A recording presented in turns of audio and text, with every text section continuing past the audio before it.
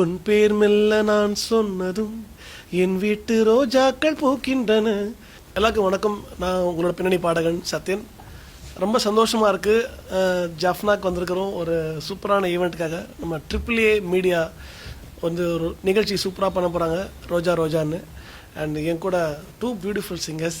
அதில் வந்து யோகஸ்ரீ அண்ட் கில்மிஷாக்கு அறிமுகம் தேவையில்லை. 2 பேருமே ஜீ தமிழில் ராக் ஸ்டார்ஸ். அண்ட் அவங்க கூட சேர்ந்து பெர்ஃபார்ம் பண்ண போகிறேன் நானும். ஸோ நாளைக்கு இந்த நிகழ்ச்சி ரொம்ப அற்புதமாக நம்மளுடைய திருவள்ளுவர் கல்ச்சுரல் சென்டரில் நடக்க போகுது.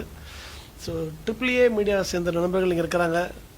ரொம்ப அழகாக எங்களை டேக் கேர் பண்ணிக்கிறாங்க. We are really happy. நாளைக்கு மக்களை பார்க்குறதுக்காக நாங்கள் எல்லோரும் ரொம்ப அவலாக காத்துட்ருக்குறோம்.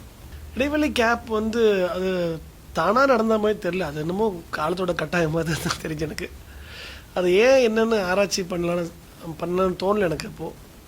ஏன்னா இந்த ட்ரெண்டிங் ஒன்று நடக்குங்கிறத ஐடியா நமக்கு கிடையாது இல்லையா. So day by day life இப்படியே போயிட்டுருக்குது. சரி போகட்டும், எவ்வளோ தூரம் போதும், பொறுமையோடு காத்திருந்தேன், அவ்வளோதான். அந்த பாட்டு வந்து ஒரு என்னோடய 19 வயசு 26 வருஷம் முன்னாடி நான் ஸ்டேஜில் பாடினது. அது வந்து நம்ம சினிமாவில் அவ்வளோ பாட்டு பாடியிருக்கோம். ஆனால் அந்த பாட்டு மூலியமாக ஏதாச்சும் நடக்குமான்னு வெயிட் பண்ணிட்டு இருந்த டைமில் அது எதுவுமே நடக்கலை.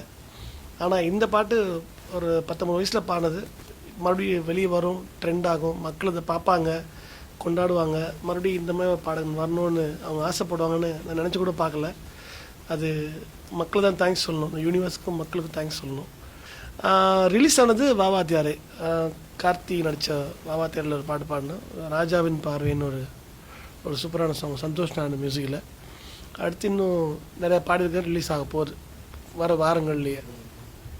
பூவனுடைய இசையில் வந்து ஒரு பாட்டு போராட்டம்னு ஒரு படத்தில் இப்போ ரிலீஸ் ஆகிருக்கு, சாங் ரிலீஸ் ஆகிருக்கு. ஆமாம், அது வந்து திரு பாஸ்கரன் அவர்களுடைய ப்ரொடக்ஷனில் இந்த படம் வருது. I'm really happy. ஏன்னா ஒரு ஈழப்படத்தில், பிரதானமான ஈழப்படத்தில் ஒரு பாட்டு ஒன்று பாடியிருக்கிறேன். ரொம்ப சந்தோஷமாக இருக்குது.